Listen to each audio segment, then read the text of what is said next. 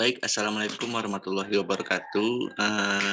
Alhamdulillah, bersyukur kita kepada Allah Subhanahu Wa Taala yang telah melimpahkan rahmat dan nikmatnya kepada kita semua sehingga kita dapat berkumpul serta hadir dalam presentasi kelompok pada kali ini. Selanjutnya kami dari kelompok Statistika Pendidikan izin memperkenalkan anggota kelompok kami. Kami dari kelompok 5, yang pertama anggotanya adalah Afifah Zahra Pamela, selanjutnya Arfan Yuzal Hamda, selanjutnya Arsya Gusnita, Divi Andini, Marina Azhara Nasution, Sri Hidayat Rizki, dan Yuni Pertiwi.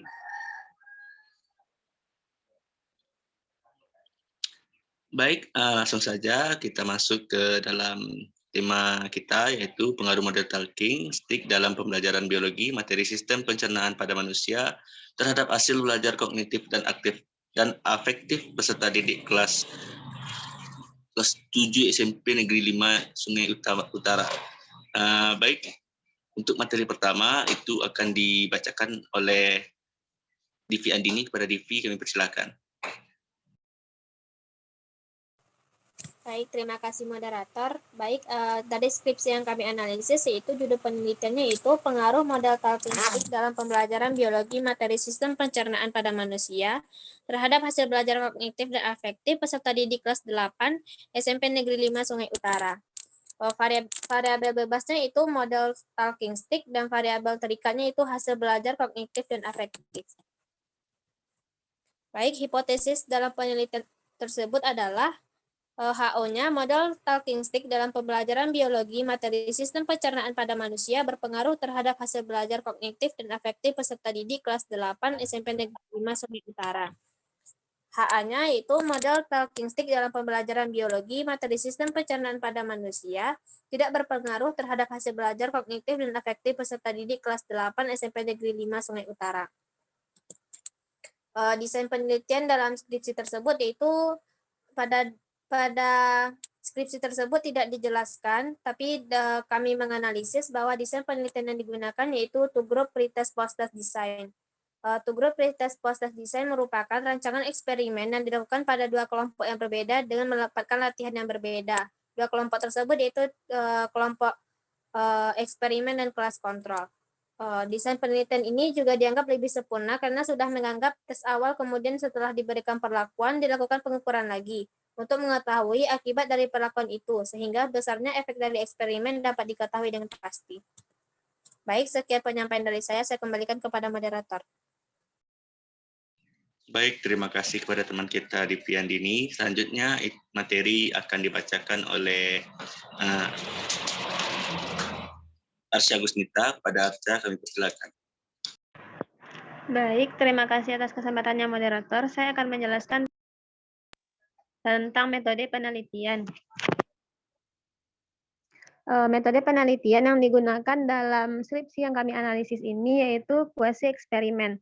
Yang mana metode kuasi eksperimen yaitu satu metode penelitian yang melibatkan minimal dua kelompok sampel, yaitu kelompok sampel eksperimen yang diberikan perlakuan, yaitu berupa model talking stick. Dan juga adanya kelompok kontrol sebagai sampel yang pemilihan sampelnya tidak dipilih secara acak. Berdasarkan hasil analisisnya yaitu pada penelitian ini metode penelitian yang digunakan tidak sesuai dengan teknik pengambilan sampel yang digunakan. Karena jika kita menggunakan metode kuasi eksperimen, maka teknik pengambilan sampel yang digunakan tidak diambil secara acak. Selanjutnya yaitu tentang populasi dan sampel penelitian. Populasi dalam skripsi ini yaitu seluruh peserta didik kelas 8 SMP Negeri 5 Sungai Utara tahun ajaran 2016-2017 adalah sebanyak 3 kelas. Dalam pengambilan sampel menggunakan teknik yaitu dengan cara cluster random sampling atau acak kelas, yaitu membuat satu undian dari 3 kelas tersebut. Dilakukan pengundian dengan melakukan 2 kali pengambilan, sehingga sampel yang diambil dalam penelitian ini sebanyak 2 kelas, yaitu kelas 8A sebagai kelas eksperimen menggunakan model talking stick dan kelas 8B sebagai kelas kontrol menggunakan model pembelajaran konvensional. Dalam pengambilan sampel ini, peneliti sudah melakukannya dengan benar karena dia sudah mengambil 2 kelas sehingga dapat dilakukan perlakuan yang berbeda terhadap salah satu dari kelas tersebut. Baiklah, sekian penjelasan dari saya kembalikan kepada moderator. Baik, terima kasih kepada Arsya Gusnita. Untuk materi selanjutnya, itu akan dibacakan oleh Yuni Pertiwi. Kepada Yuni, kami persilakan. Baiklah, saya akan menyampaikan bagaimana cara mencari homogenitas dan normalitas menggunakan SPSS.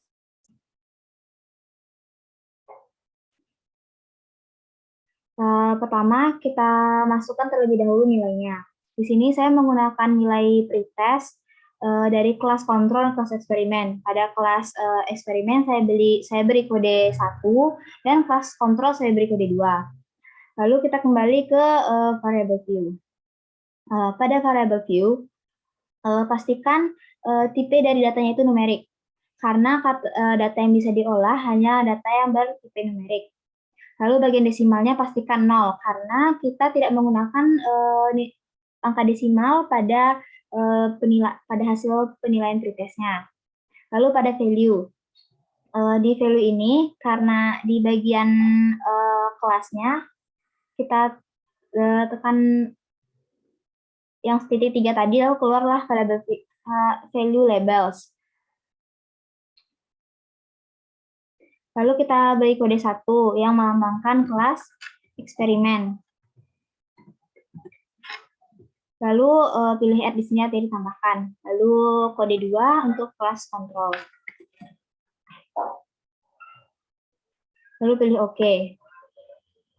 Pada bagian measure-nya atau jenis variabelnya, kita pastikan pada hasil penilaiannya itu menggunakan scale dan bagian kelasnya itu menggunakan nominal. Lalu kita kembali ke data view. Untuk mencari dengan metode Lily-Force atau sharp working, pertama kita buka dulu, kita pilih analyze, lalu pilih descriptive statistics dan explore. Kita masukkan nilai pretest ke dependent list dan kode kelas atau faktor yang mempengaruhi itu pada faktor list. Pilih plot. Lalu pastikan di sana normality plot sweep test-nya itu sudah kita centang ya. Lalu lanjut continue. Pada display-nya pilih bot. Lalu OK.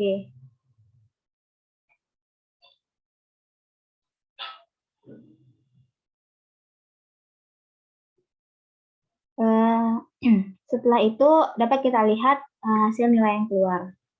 Di sini menunjukkan nilai dari DF-nya atau derajat bebasnya itu 20, sama-sama 20, dan sec-nya itu 553 dan 061 pada kelas kontrol. Dan di sini berdasarkan hasil penilaian dengan SPSS, Reverse Significance Correction. Dan untuk homogenitasnya ini menggunakan uji Leven.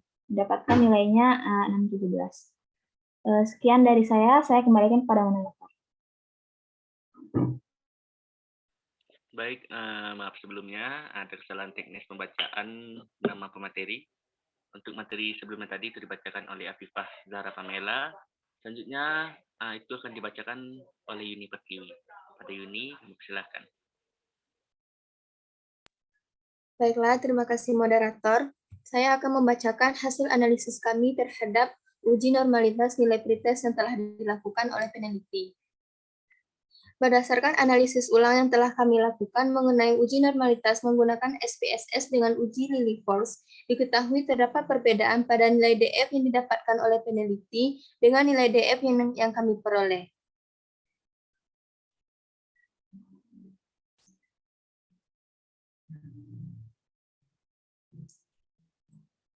Seperti yang dikatakan sebelumnya, bahwa peneliti mendapatkan nilai DF 21, sedangkan kami mendapatkan nilai DF 20 untuk kelas eksperimen. Perlu diketahui sebelumnya bahwa DF merupakan banyak data yang digunakan, dan banyak data yang kami gunakan adalah sebanyak 20 data untuk kelas eksperimen.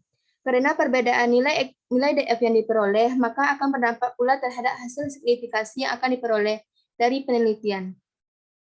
Peneliti memperoleh hasil signifikasi sebesar 0,160 dan kami memperoleh hasil signifikasi sebesar 0,141. Diketahui bahwa jika nilai signifikasi besar sama 0,05, maka data berdistribusi normal. Nilai signifikasi pada kelas eksperimen yang kami peroleh adalah sebesar 0,141, lebih besar daripada 0,05. Maka dapat dikatakan bahwa data yang kami peroleh berdistribusi normal. Begitupun dengan nilai signifikasi pada kelas kontrol sebesar 0,196, lebih besar daripada 0,05. Maka data berdistribusi normal. Selanjutnya pada uji homogenitas,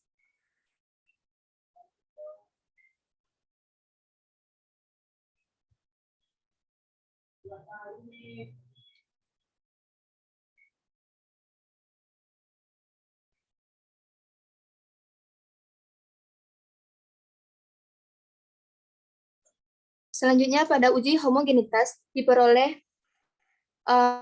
pada uji homogenitas ini kami menggunakan uji Leven. Kami memperoleh nilai signifikasi yang sama dengan peneliti, di mana untuk kelas eksperimen sebesar nilai pretest ini yaitu 0,255. Dikatakan bahwa jika nilai signifikasi besar sama 0,05 menunjukkan kelompok data berasal dari populasi yang memiliki varian yang sama atau homogen. Jadi dikatakan bahwa di mana nilai yang kami peroleh ini besar dari 0,05, maka kelompok data berasal dari populasi yang memiliki variansi yang sama atau homogen. Sekian dari saya, dikembalikan kepada moderator. Baik, terima kasih kepada Yuni yang telah membacakan materinya. Selanjutnya materi akan dibacakan oleh Marina Azhara Nasution. Kepada Marina kami persilakan. Baik, terima kasih kepada moderator. Di sini saya akan menjelaskan langkah-langkah penggunaan SPSS untuk mencari nilai uji T. Di mana pada skripsi ini kita menggunakan uji T independen, yang merupakan uji parametrik yang digunakan untuk mengetahui adakah perbedaan mean antara dua kelompok bebas atau dua kelompok yang tidak berpasangan, dengan maksud bahwa kedua kelompok data berasal dari subjek yang berbeda. Jadi di sini ada dua bagian, yaitu ada data view dan variable view. Untuk data view ini, langkah pertamanya yaitu kita masukkan dulu nilai post-test dari kedua kelas, yaitu kelas eksperimen dan kelas kontrol.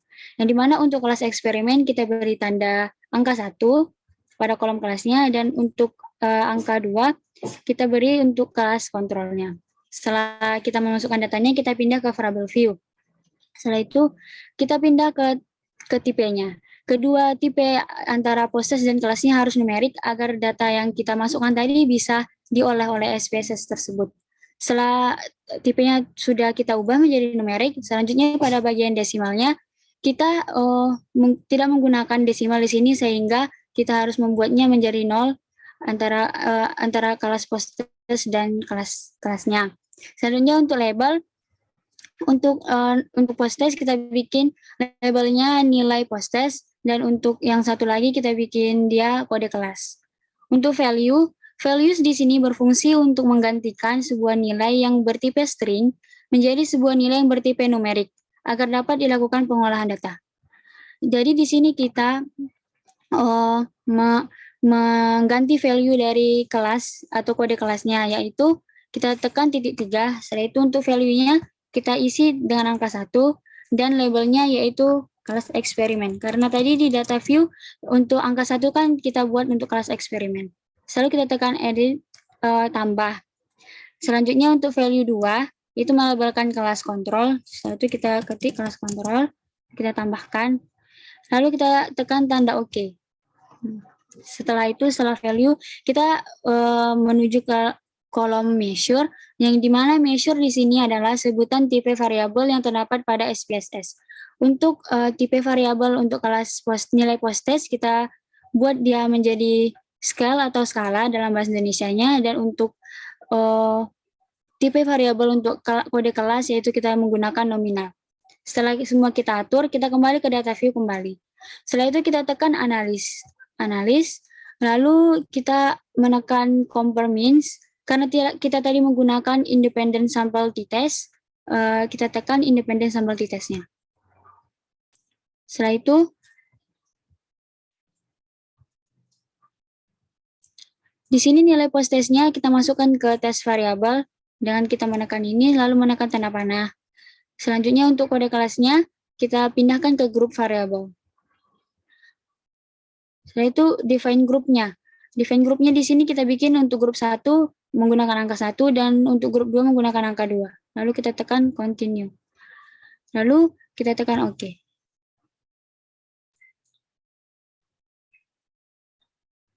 Untuk hasilnya, di sini kita sudah mendapatkan hasilnya.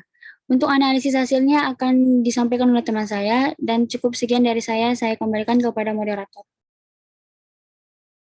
Baik, terima kasih kepada Marina Zara Nasution. Selanjutnya materi itu akan dibacakan oleh Sri Hidayat Rizky. Pada Rizky kami persilakan. Baiklah, terima kasih kepada moderator. Saya akan membacakan hasil analisis uji T pada skripsi tersebut.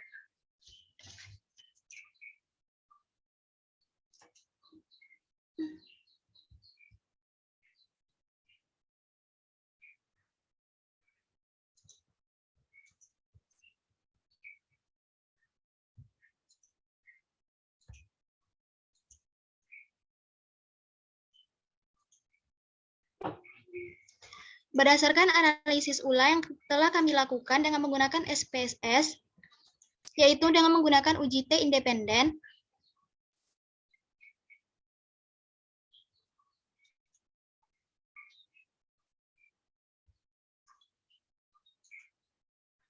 baiklah, berdasarkan analisis ulang yang telah kami lakukan dengan menggunakan SPSS, yaitu dengan uji T independen, kami mendapatkan hasil yang sama dengan skripsi, yaitu dari yang telah kami lakukan didapatkan signifikansi dari datanya yaitu 0,034, yang mana hasil tersebut kecil dari alfanya yaitu 0,05, yang artinya HO ditolak dan HI-nya diterima. Dengan demikian dapat disimpulkan hipotesis pada penelitian tersebut diterima, yaitu terdapat pengaruh yang signifikan pada model talking stick dalam pembelajaran biologi materi sistem pencernaan pada manusia terhadap hasil belajar kognitif dan efektif peserta didik kelas 8 SMP Negeri 5 Sungkai Utara. Baiklah, sekian penjelasan dari saya kembalikan pada moderator. Baik, terima kasih kepada Sri Hidayat Rizky yang telah membacakan materi terakhir. Mungkin hanya itu saja materi yang dapat kami sampaikan dari kelompok 5. Jika ada kata-kata kami yang salah, kami minta maaf. Wabillahi taufiq wal hidayah. Assalamualaikum warahmatullahi wabarakatuh.